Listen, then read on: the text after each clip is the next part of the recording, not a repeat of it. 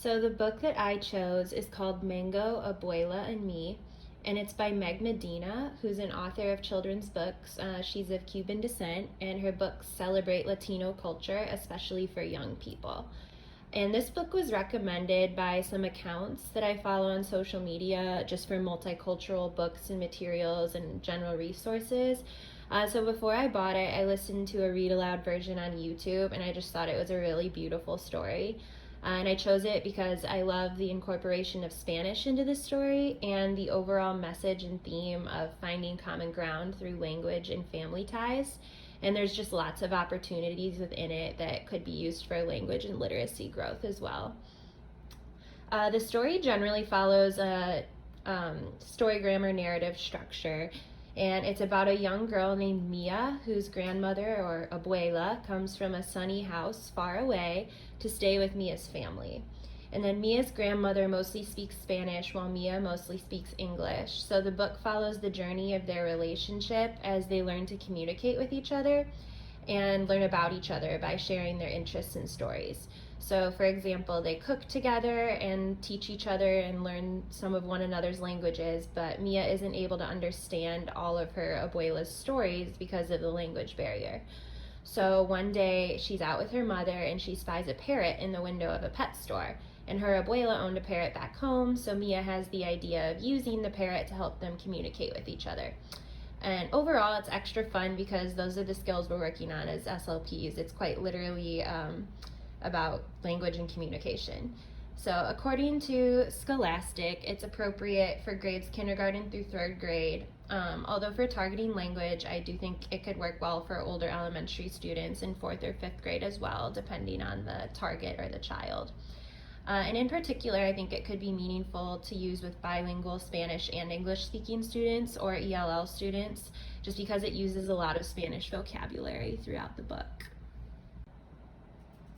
So the first area that I might use this book to target would be comprehension of figurative language. I would use that for the older school age children reading the book, maybe the fourth or fifth graders, because I just noticed a lot of instances of beautiful figurative language throughout the narration that could be important for students to understand in order to fully grasp the story. And figurative language is an important target in general because it's used across the board in academic life, from reading to writing to social studies and science.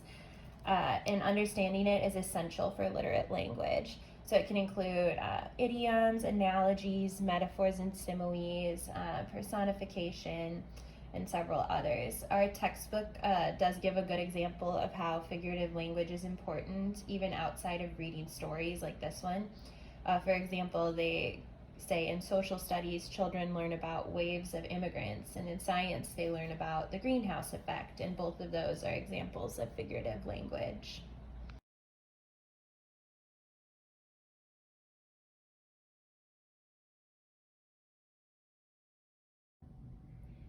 So to target figurative language, I plan to use what's called a fig chart, and that's a strategy suggested in our textbook that's short for figuring out figurative language, and it was coined by Jeff Zwires in 2010. And with this strategy, the idea is to explain and discuss what the author is trying to emphasize by using that figurative language, as opposed to simply telling the child what each individual instance of figurative language means and then not offering further explanation. So we'll read the book a little bit at a time and stop at different points to fill out the chart when we come across figurative language instances. And then we'll use our imaginations and think about what the words might mean in the context of the story. So the fig chart looks like this. On the left-hand column here, we have the instances of figurative language from the story. And I would have this filled out already for the children. And then for filling out the middle space, the target would be to describe what the author was trying to emphasize with the figurative language, why we think those particular words were used, or what similarities are being highlighted. So we'd use that as kind of a brainstorming column for that. And then the rightmost boxes are for the overall meaning we deduce of the figurative expression. So I would begin the activity with higher levels of assistance using the chart, and then gradually reduce the amount of assistance across sessions until ultimately they're able to do it independently or don't even need a chart to discuss figurative language. So first, I would introduce the activity by explaining that figurative language uses words that go beyond the exact or literal meaning, and so we need to use our imaginations to figure out what they mean. And then I would model the strategy by using a think aloud technique to fill out an example from the story myself and to kind of show them what that process looks like. And then after that, we would move on to student modeling and guided practice with the students doing the thinking aloud to fill out the boxes with my assistants. So a small example that I might use as a model from Mango, Abuela, and Me is when the narrator Mia states that she wants to know stories about the rivers that ran right outside her grandmother's door. And that's an instance of personification of the river. So we have that quote written in our first box. And instead of simply explaining that this means the water in a river moves quickly and then moving on, I'll ask the children what images those words might put in their mind and get them thinking about that. And as needed, I would use that think aloud technique to model the target for them. So for example, I might say, when a person runs, they're moving their legs fast. And I also know that the water in a river isn't still, it's moving or flowing. So it's kind of our making connections box. We'd write that there in the middle. And then I might say something like, we know a river moves, and we know when a person runs, they move fast. So when the author says that the river ran, I think she means that the river was moving or flowing fast. So we'd write our final meaning in the box on the right-hand column here. Just like a person runs fast, the river or water moves or flows fast. So I'd emphasize that. Another example that's more central to the story's overall theme is when Mia shows her Spanish-speaking abuela her favorite book, but then states that her abuela can't unlock the English words. So in this instance, instead of just saying this means her abuela can't understand the book, I'd want to explain in our discussion that the author's trying to emphasize how figuring out what a word means in an unfamiliar language is similar to unlocking something like a door. So I might need to model that thinking aloud technique again as necessary, but I would encourage the children to begin to brainstorm these connections themselves to fill in this middle section of the chart and then ultimately deduce the meaning of the figurative language. So I might prompt them through that process by asking them leading questions, such as asking them to think of times they might need to unlock something, or why might we want to unlock something, to see what's behind it or inside it. And as needed, I might explain that, if we can't unlock a door, for example, we won't be able to see what's behind it. And I would then prompt the children to think about this sentence in the context of the story and refer back to the text. So here it says, she can't unlock the English words. We can only look at the pictures together. Based on this, what do we think it means to say that she can't unlock the English words, and why might this be? And ultimately, we would come to the conclusion that unlocking something like a door allows a person to see what's on the other side. And this is like how decoding a new or unfamiliar word from a different language allows a person to understand the story. And then we might have a discussion about how the language barrier is what's preventing them from understanding each other. Her abuela doesn't speak English, she understands and speaks Spanish. So we could have a discussion about that as well. The second goal I wanted to target was answering either explicit or implicit WH questions about the story. And this could be used with elementary school students, given scaffolding and prompting as needed for each individual to be able to answer the questions.